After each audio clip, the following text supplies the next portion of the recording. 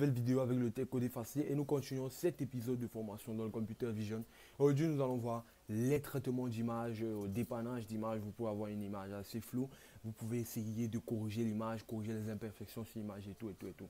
Donc, avant de continuer, toutefois, dans cette image, je vous remercie vraiment si vous êtes sur cette chaîne et que vous suivez cette formation. Moi, je vous remercie pour tout. Les abonnements, les souscriptions et tout, pour tout l'aide que vous m'apportez, pour tout le support que vous m'apportez. Je vous dis vraiment merci parce que vous me permettez de faire évoluer la chaîne et de faire évoluer les formations que j'ai à vous donner. Donc avant de passer à la formation directement, donc ce que je vais vous montrer, c'est je vous donne la possibilité donc, de guetter la chaîne tout simplement, de voir les différentes formations qui sont disponibles et qui peuvent vous aider. Donc ça peut être une formation en PyQt que j'ai lancée tout dernièrement, donc en même temps je suis en train de le faire. Ok, donc ça évolue quand même. Il y a une formation déjà assez complète qui est la formation sur Docker. Donc pour tous ceux qui ne savent pas ce que Docker, vous entendrez parler de Docker, vous ne savez pas ce que c'est. Donc c'est une occasion en or pour vous. Je suis vraiment parti du niveau basique, quoi. Du niveau basique pour comprendre ce que c'est que Docker, de la base vraiment vers les nodes dans le cloud et tout, toucher un peu de Kubernetes que je vais faire donc, pour compléter cette formation, etc. Donc c'est une formation en DevOps que je vais faire avec Jenkins. Donc il n'y a pas de problème à ce niveau. Il y a aussi une formation complète en SDL pour ceux qui veulent se lancer dans les jeux vidéo à 2D. Donc ça, aujourd'hui vraiment la DD c'est plus vraiment ce qu'on cherche à faire véritablement parce qu'aujourd'hui il y a Unity et tout, mais ça peut être intéressant parce que il faut commencer forcément quelque part. C'est ce que j'ai l'habitude de dire. Vous ne pouvez pas aller dans un cours de physique quantique quand vous ne connaissez pas des formules physiques de Newton. Ok, ça marche pas comme ça. Donc vous devez commencer par la base, apprendre par exemple à faire des jeux 2D, etc., pouvoir déplacer des personnes, faire un petit contrat 2D et tout. Donc pour ceux qui ont eu à jouer ce genre de jeu. Donc voilà, il y a aussi une autre formation à Matplotlib qui est complète, donc de A à Z. Ça vous permet de connaître comment faire de la programmation pour les finances, de pouvoir afficher des graphes et tout, et tout, et tout. Donc c'est vraiment assez bien les gars. Et l'autre formation qui est aussi assez complète, c'est la formation sur SQLite 3 avec Python. Donc on se demande vraiment quoi faire avec SQLite. Donc c'est vraiment intéressant parce que je pense que SQLite peut servir lorsque vous avez une application qui n'a pas besoin d'aller chercher à l'externe ou bien d'une grosse base de données, une application qui sait se contenir, quoi. Et l'année passée, j'ai eu à réaliser une application mobile avec Kiwi. Donc Kiwi, c'est un paquet Python qui permet de faire des applications Android, Android, iOS et tout. Donc moi, j'ai utilisé Kiwi. Et lorsque j'utilisais Kiwi, je ne voulais pas toucher des BD forcément extérieurs. Lorsque vous voulez peut-être faire une to-do app, donc vous pouvez utiliser SQLite et Python, SQLite 3 pour Python. Donc c'est vraiment l'idéal dans ce cas-là. Vous pouvez l'utiliser. Donc il y a aussi la formation, c'est pas une formation en réalité. Donc c'est tout simplement la playlist tech où je parle de ce que j'en pense, des nouvelles technologies, de l'intelligence artificielle, du big data et tout. Donc il y a vraiment beaucoup de choses. L'autre formation, c'est la formation Python même et Python même que j'avais commencé, ok, j'ai pas fini, j'ai pas mis Django, mais à la suite, tout ce que j'essaie de faire, c'est de pouvoir diviser en chaque playlist. Donc, dans cette formation-là, si vous êtes en train, si vous avez suivi cette formation, je ne vais pas continuer Django à l'intérieur, mais je vais continuer l'intelligence artificielle et Django dans des playlists différentes, ok. Et là, il y a ce cours de 10 heures de temps qui vous explique tout sur les bases en intelligence artificielle, le côté mathématique et tout, tout ce que vous avez besoin de connaître et vous pouvez concevoir un système assez solide. Il y a aussi Flutter que j'ai entamé dernièrement, ok. Donc, je vais continuer, ok, il n'y a pas de souci dans ce cas-là.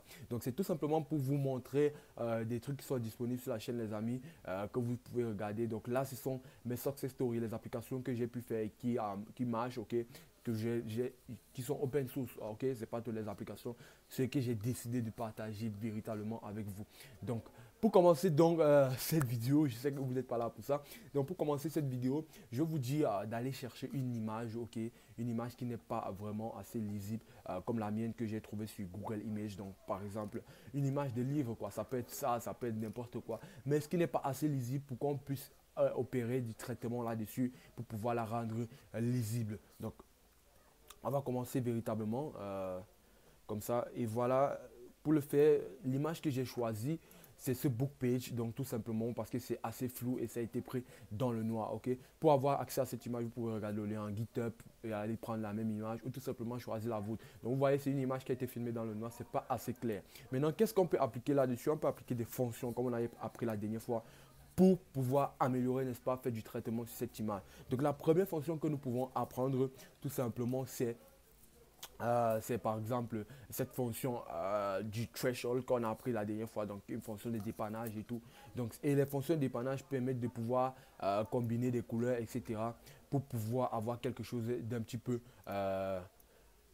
quelque chose qui donne quoi. Donc là, si je prends par exemple ça, si je lance ça pour que vous puissiez voir à quoi ça peut donner. Donc là, j'ai appliqué un threshold et si vous ne comprenez pas ce que cette fonction fait, rentrer dans la vidéo, juste la vidéo avant cette vidéo, vous allez comprendre parce que ça a été expliqué ce que c'est que le threshold, comment ça s'applique avec ce 255 et tout. Donc là, voilà, nous avons cette image et vous voyez que déjà c'est quand même assez un petit peu clair, donc on peut déjà lire. Voilà, on peut déjà lire ce qui est là-dessus. Donc, on a un effet lueur et tout. Donc, vous comprenez que la caméra peut quand même prendre, l'objectif peut quand même filmer. Mais maintenant, il faut appliquer un certain traitement. Donc, c'est ce qu'on fait la plupart du temps avec Photoshop et tout. Donc, traiter l'image. Ok. Donc, ça, ce qui concerne la fonction threshold et vous le connaissez déjà. Donc, l'autre fonction que j'aimerais partager avec vous, que vous allez apprendre, c'est la fonction grayscale. Ok.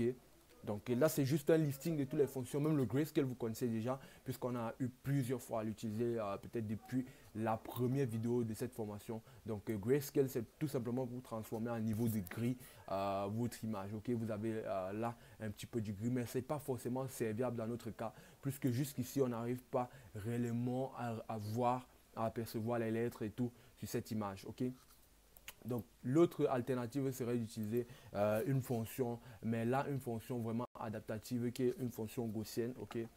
La fonction gaussienne, j'aurais bien aimé vous apprendre, vous montrer un peu ce qui est mathématique et tout ça, mais je me rends compte que voilà, il y a des personnes qui sont là, pas forcément pour apprendre des maths, et ça pourrait décourager beaucoup de personnes, beaucoup de mes, des personnes qui me suivent, voilà. Donc, mais c'est quand même intéressant de pouvoir connaître comment elle est appliquée. Donc, si vous aimez vraiment, vous voulez connaître le côté mathématique, comment ça s'applique sur les images, comme on avait commencé, vous regardez tout simplement le lien en description. Je vous ai mis comment une fonction gaussienne s'applique à une image. Ok.